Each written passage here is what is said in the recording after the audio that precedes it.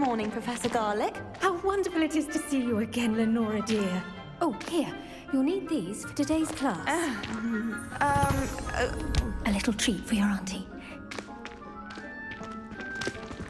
Ah, hello. Class, please welcome the newest rose in our garden. We do look forward to growing together.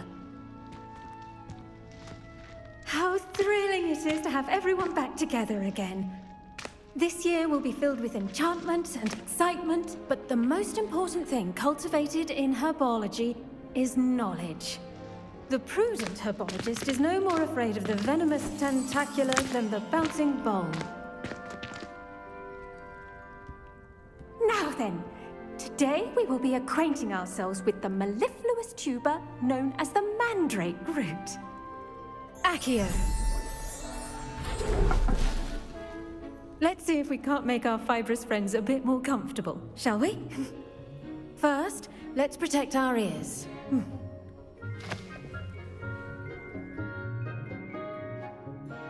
Now, everyone, grip their mandrake by the tendrils and give it a firm tug.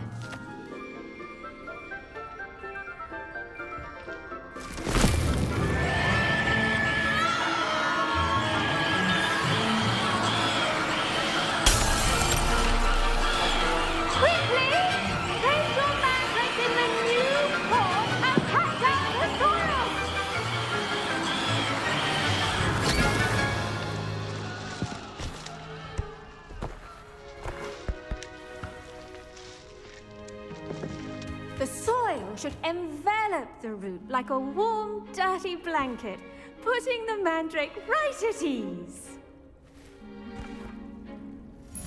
Kara! I'm very sorry about that. Yours was a bit mature, I'm afraid. All right then, off you go. Splendid work, everyone. Now, for our next task, we'll be planting dittany at our potting tables. You can all get started. The best time to plant a seed is last season. The second best time is now.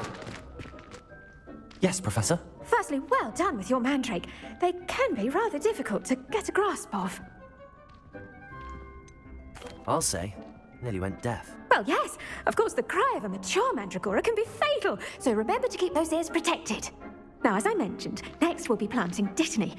Let us find you some seeds. I already have some, Professor. Picked them up in Hogsmeade. You visited the Magic Neep. Wonderful. A prepared student is bound to bloom. I've arranged for you to have your own potting table here in the classroom. Wasn't easy to spare one on such late notice. Plant the seeds there now, and you can return to harvest them later. Even with soil, sunlight, and a bit of magic, they will take time to grow. Let's see how to balance my star thistle arrangement. Dittany's restorative properties make it a vital ingredient in the Wiggenweld potion, as you all should know from Professor Sharp's class.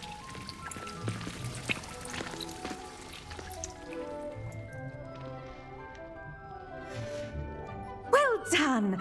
Once it can be harvested, your dittany will be ready to use in Wiggenweld potion. I'll let Professor Sharp tell you about that. Now, what say we branch out?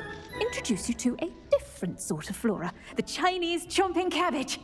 You'll find that some plants are better suited to uses outside of a cauldron. The cabbages do get testy without something to chew. Fortunately, I have a dummy for them to gnaw on. Here, dear, and let them have a good chomping. Yes, Professor. They're in the other greenhouse. It's just at the end of the footbridge leading out of this room. Your classmate, Mr. Pruitt, has kindly offered to accompany you. Come back and see me when you're finished. Oh, and mind your fingers. They do bite. What should I be doing right now? I'd like you to get some hands-on experience with the Chinese chomping cabbages. They're in the greenhouse, just across the footbridge. Mr. Pruitt will assist you with them. Hello. Saw you on your way to Hogsmeade the other day. Nice to meet you. I'm Leander. I'll be showing you the Chinese chomping cabbages. Up these stairs will take us there, but you'll lead.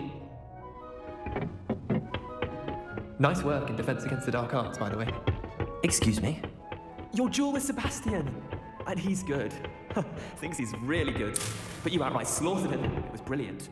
Oh. Well, thank you. I nearly put Sebastian. Here we are. Home of the Chinese chomping cabbage. Now, see that dummy? Just toss the cabbage into it, and they'll do the rest.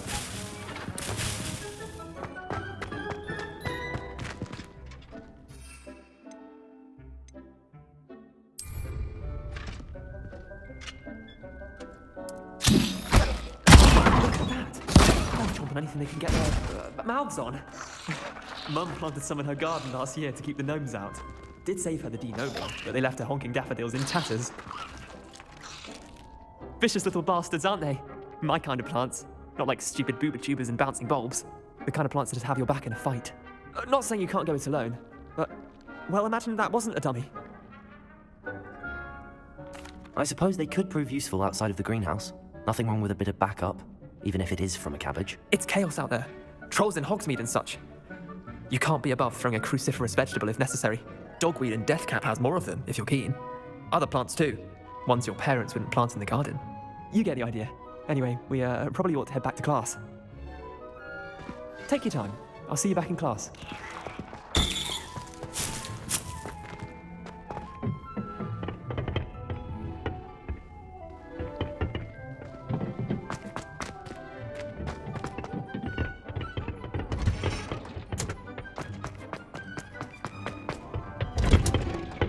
And with that helpful reminder as to why we should always wear our dragonhide gloves. I tended to the Chinese chomping cabbages, Professor. Remarkable plants, aren't they? I hope they weren't too much trouble. Oh, don't see any bite marks or missing digits. And good, as you do seem to be quite green-fingered. Oh, I'm eager to see your skill in the soil continue to blossom. Magical plants have so much to offer. I'm eager to learn more. I'm glad. Herbology is a bounteous subject. Tend to your garden, and it will tend to you. Huh. Well, I suppose that's everything. Do come by for a chat sometime. I so enjoy checking in with my new students.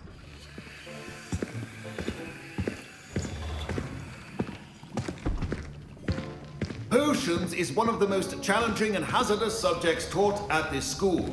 As fifth years, you will be required to reach new heights of both discipline and intellect.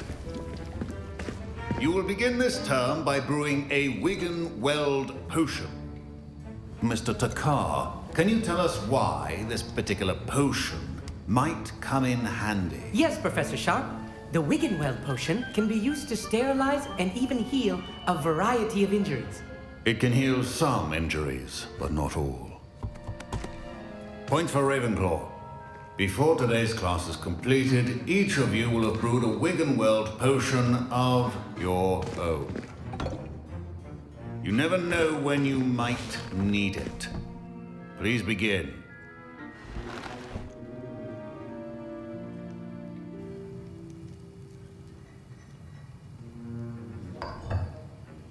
Use a strong, even motion when crushing your ingredients. You must stir your cauldron in the correct direction. Please be meticulous when adding powder to your potions. One errant sneeze could be disastrous.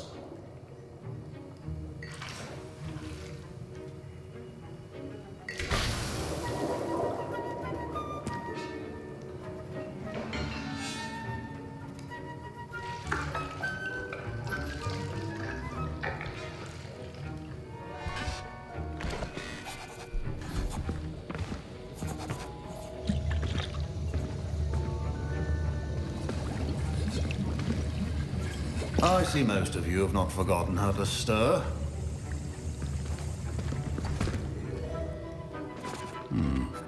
Not an easy potion to brew. Well done. And from what I hear of your recent exploits in Hogsmeade, you'd also do well to practice brewing the defensive Edurus potion.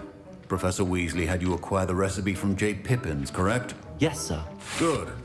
For the moment, you can find the ingredients you need in my office. But in the future, you'll be expected to provide your own ingredients. Some can be harvested from the plants you grow in your herbology class, and rarer ones can be purchased. Others, however, may be harder to obtain, and will require you to be a bit more resourceful. Come and see me when you've finished brewing, and we'll see if it was skill or luck the first time around.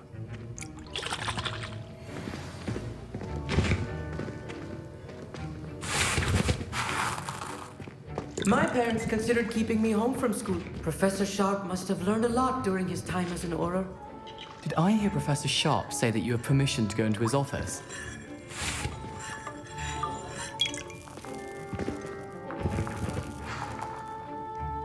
He did say that. He wants me to get more ingredients to brew another potion. Brilliant! You, my friend, have been presented with an extraordinary opportunity. You remember me, don't you? Gareth Weasley. Ah, yes. We met in the common room. Listen, anyone with a troll-sized brain can brew an Adurus potion. I'm working on something that's certain to be spectacular. I'm just missing one tiny last ingredient that will add that extra spark. I suspect that's where I come in. You're as clever as I'd hoped. I simply need a single Fwooper feather. As you'll already be in Sharp's office with his permission, perhaps you could grab it for me. I'll get you the Fwooper feather, as long as you're certain Sharp won't miss it. I assure you he won't. Fwooper feathers aren't that valuable. Wait until you see what I'm brewing. Hurry back to me when you have the feather.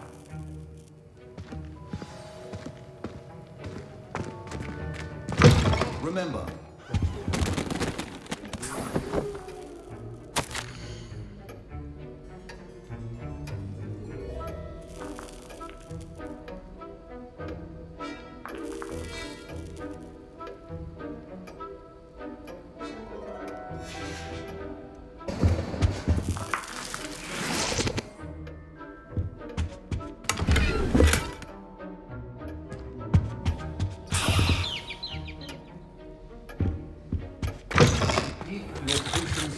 organized. I was impressed that you were able to answer Professor Sharp's question about the Wiggenweld potion. Oh, you're the new student. I've heard much about you. Thank you. I'm Amit, by the way. Pleasure, truly. And I've never seen anyone brew such a flawless Wiggenweld potion on their first try. Well done. I'm glad I was able to get it right the first time. You must simply have a knack for potion making. Some students seem so confounded by potion recipes, it's as if they're written in gobbledygook. A fascinating language, by the way. Neither here nor there, really, but I am a self-taught speaker.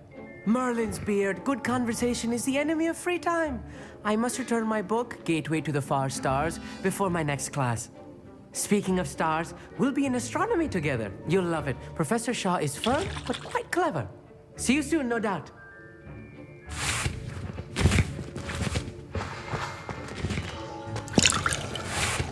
Here's the Fwooper feather you wanted. Brilliant! Thank you! This is going to take a moment to brew. You should get back to brewing your Adurus potion, and I'll tell you when this concoction's finished.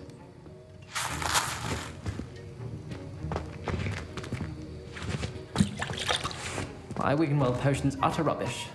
Don't fret if you run out of ingredients. Professor Sharp said that Wiggenweld potion can... Should you trot the Dittany or crush it? The wrong answer could result in the unfortunate loss of your eyebrows.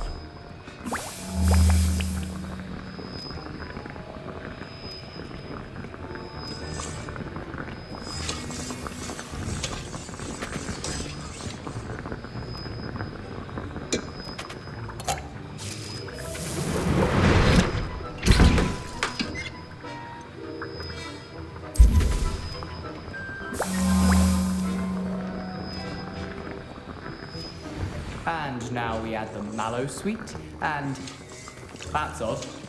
What's happening? Wait, it's not supposed to. Ah! Get it! Dragon's what happened? Well done, Gareth. Fine job brewing your first wig. What now, Mr. Weasley? Sorry, Professor. That'll be points from Gryffindor. Again. Mr. Weasley did not do this on his own.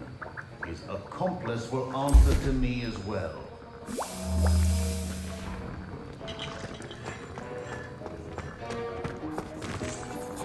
I brewed an Adurus potion as you asked, Professor. I'm surprised you had the time. You seemed rather busy helping Mr. Weasley brew chaos. I'm not sure what you're talking about, Professor. You will not earn favor with me by failing to take responsibility for your actions. I suggest you heed my warning. As for the work you did today at your own cauldron, I will say you've done well. I confess I was skeptical, given the advanced nature of this class and the fact you're a new student. I'm glad I was able to meet your expectations. A rare occurrence. And you do well to remember that you're not a potions master quite yet. In addition to having a solid grasp of how to combine various ingredients, you should gain an understanding of the ingredients themselves. Pay particular attention in herbology. The plants you nurture there are often essential to the potions you brew here. Now, I recommend that you find a safe location in which to practice brewing. You cannot leave a hot cauldron simply anywhere. That'll be all. I think each of us has had enough excitement for one day.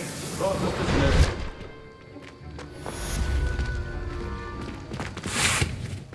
That was an interesting class. Thanks to you. Wasn't precisely what I had in mind, but it was still brilliant. I appreciate your help. I hope Sharp wasn't too disagreeable when you handed in your potion. Heard him talking about taking responsibility. Professor Sharp was annoyed, but we sorted it out. No harm. Cheers to that. He probably had a good chuckle after we left. Sharp may seem gruff, but I'd bet a few galleons he blew up a potion or two in his day. Best be off. Next time we talk, I promise, fewer explosions. Sir Nicholas, our house ghost, is looking for you. You can find him near the Great Hall. You there? Yes, you. I wonder if you might come with me for a moment. You wanted to see me, sir? Yes, Sir Nicholas de Mimsy Porpington, at your service. Nice to meet you, Sir Nicholas. I know about the book you found and its missing pages. I may be able to help. Follow me, if you will. It's not too far. Wait, how do you know about the book? And that it's missing pages? Word gets around amongst the ghosts. You were spotted with Mr. Sallow in the restricted section. Don't worry, your secret's safe with me.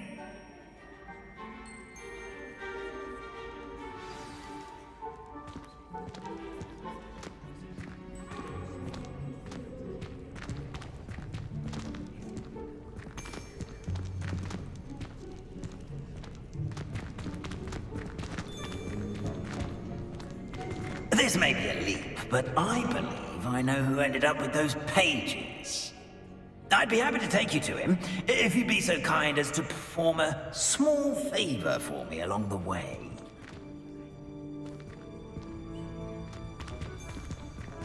A small favor in exchange for getting those pages. Yes, it's nothing really. I'd be grateful if you could simply go into the kitchen and procure a little rotten roast beef.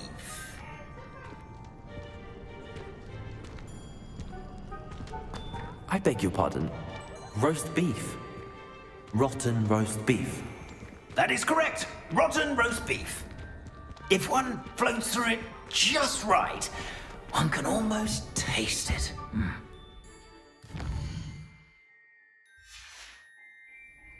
Ugh. I suppose I can do that. But why me? It's simple, my ghostly form cannot carry it.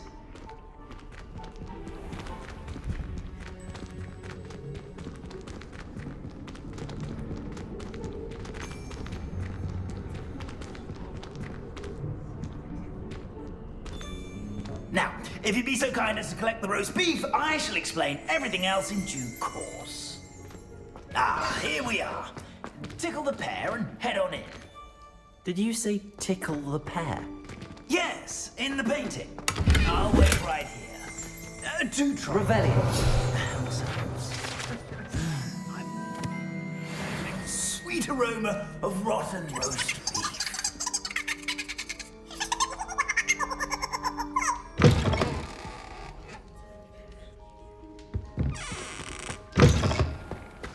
Our students never will in the kitchen. Students. What do they want? Certainly makes Rookie's job easier.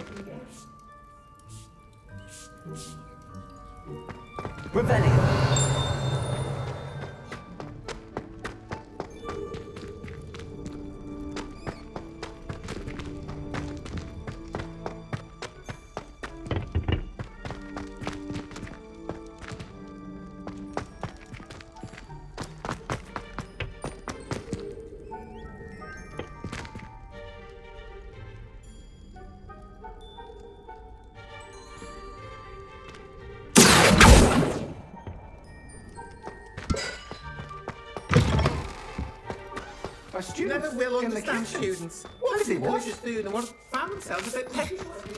You know how hungry growing humans can get?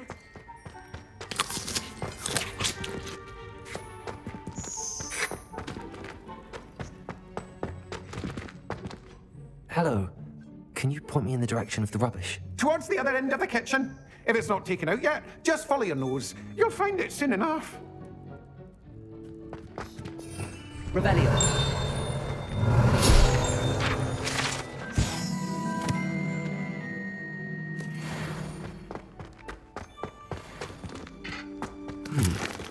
Here's some beef, but it's not rotten. I'd best keep looking.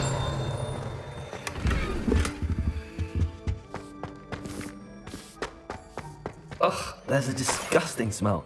I must be getting close. Oh, a student? What a treat! What can Finky get for you? A pumpkin pasty?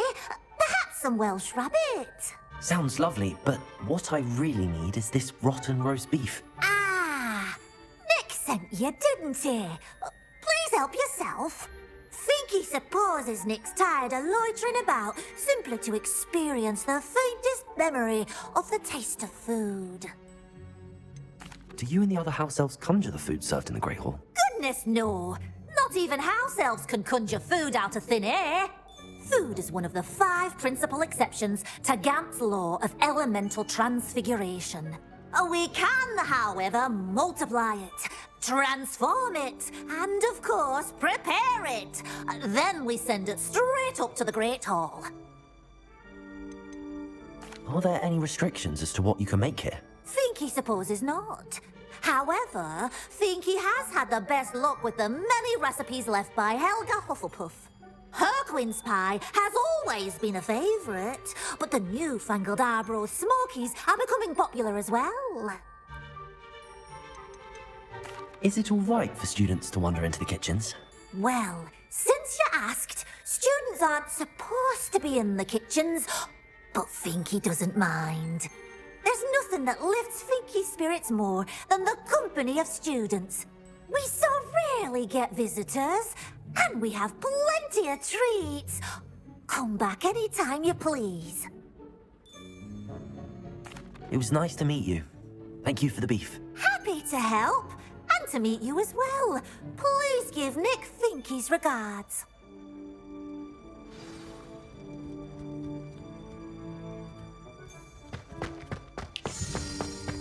Revelio.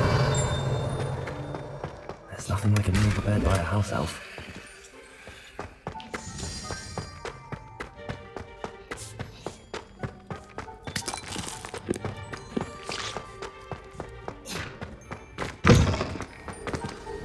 Ah, you're back. No trouble, I take it? Not at all. Finky sends her regards, along with the rotten roast beef. Ah, glad to hear it. Kind elf for Finky.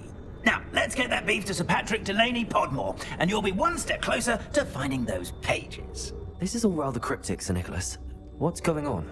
Terribly sorry, I'm getting ahead of myself. Sir Patrick organizes the Headless Hunt, a group of headless ghosts who gather for various, headless activities. Headless activities? Yes, you'll see. Anyway, I don't know how, but a member of that hunt, Richard Jackdaw, had the pages when he was alive. My plan is to take the rotten roast beef to Sir Patrick so that he'll allow me, us, to engage with the hunt and speak to Jackdaw. Shall we? I thought the rotten roast beef was for you. It is, in a way. You see, I've been trying to gain access to the hunt for quite some time. Offering the beef to Sir Patrick may help me in that regard. While, of course, also helping you. What am I supposed to do when we meet the hunt? Allow me to do the talking. They can be a rather supercilious lot. I'm certain they'll be welcoming to you, however, in no small part due to the rotten roast beef you'll come bearing. Is the headless hunt dangerous? Oh, the headless hunt wouldn't hurt a fly, let alone a student. Just a group of fun-loving headless ghosts. Very well. I'd like to meet Sir Patrick myself and see this headless hunt. Ah, wonderful. You won't regret it.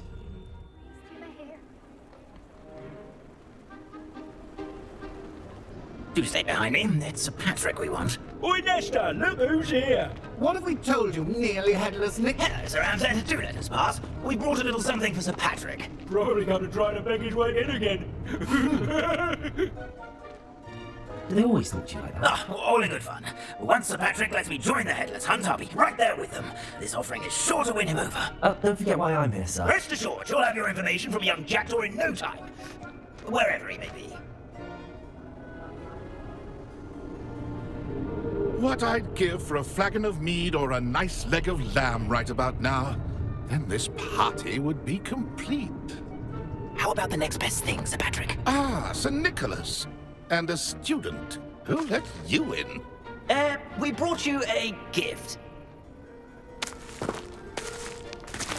This is all very suspicious. What do you really want? As if I need to ask. It's Richard Jackdaw. Where can we find him? May we speak to him? Jackdaw, eh? Why, here he is now. What a shame. Without his head. I bet you've always wondered what that's like, eh, Nick? Sir, you jest. It's bound to be around here somewhere. Probably being used in a game. If you find it, I give you my permission to speak with him, my young mortal. It's the least I can do for you for bringing this putrescent gift home. Sir, there's another matter I wish to discuss with you, if I may. Tut, Sir Nicholas. How many times do I have to tell you? Our entry requirements are quite clear. But, sir, we aren't the Headless except for a little bit of tendon hunt, after all. Now, please, follow me, and I shall help you find your way out. Farewell, my young friend. Perhaps your luck with these chaps will be better than mine.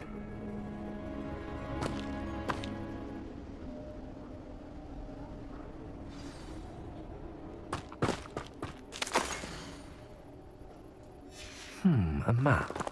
It doesn't appear to be connected to the missing pages. Best hang on to it for now.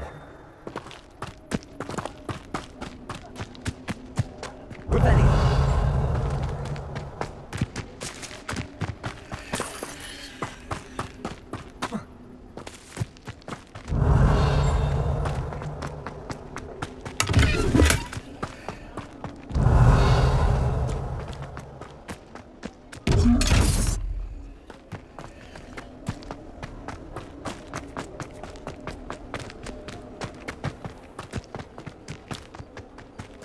To play our little game of hide-and-seek amongst the pumpkins.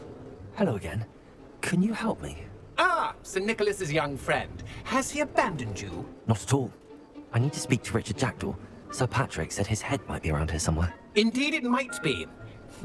It is a bit unorthodox to include a mortal, but if you do wish to speak with him, oh, why not? You can speak with Jackdaw if you can find his head amongst these pumpkins. Not just once, but 5 times. Good old Gumfrey will move the head to a different spot each time you find it. Those are the rules. What say you?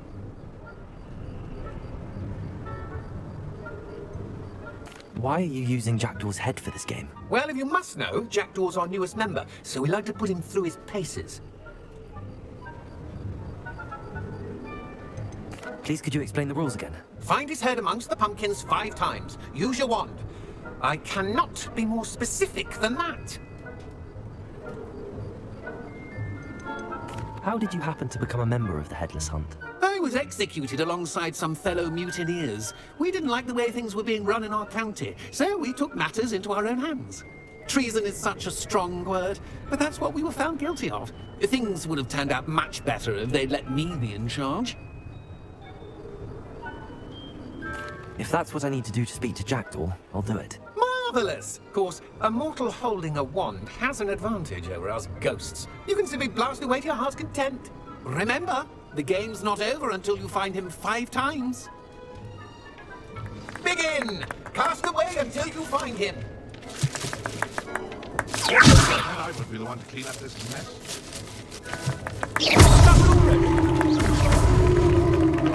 Well done! Of course, having a wand served you well. Still, I believe congratulations are in order.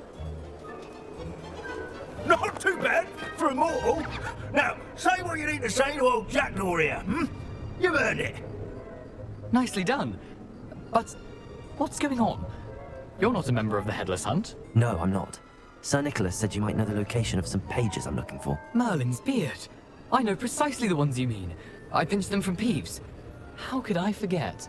The map on those pages led me to my demise. I was not ready for what awaited me in that cave. The pages are likely still mouldering away with my, remains.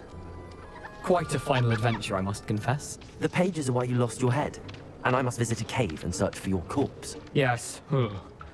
You'd think a decapitated ghost would get used to the word corpse. Say, here's an idea.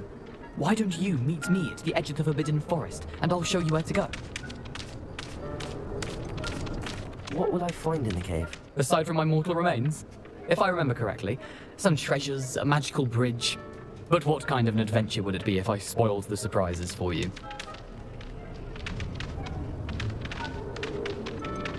Did someone in the cave cut off your head? I was having a look around when I suddenly sensed a refreshing breeze, after which I felt, well, lightheaded. That's all I remember. Hence, when you visit, be prepared. I can't tell you what for specifically, but you seem a perceptive sort. Beware a light breeze. How is it possible to steal from Peeves, a poltergeist? I didn't steal the pages from his ghostly form. I merely found them in his wake of destruction. He has a penchant for wrecking things. Books, bottles, suits of armor. Whatever's likely to cause the most chaos. I found them after he ran riot through the library. Doubt he even noticed they were gone. I need those pages, so I suppose I'd better meet you. Thank you. Not to worry. I'll just need to be reunited with my body first. But Dumfries can handle that. See you at the forest's edge.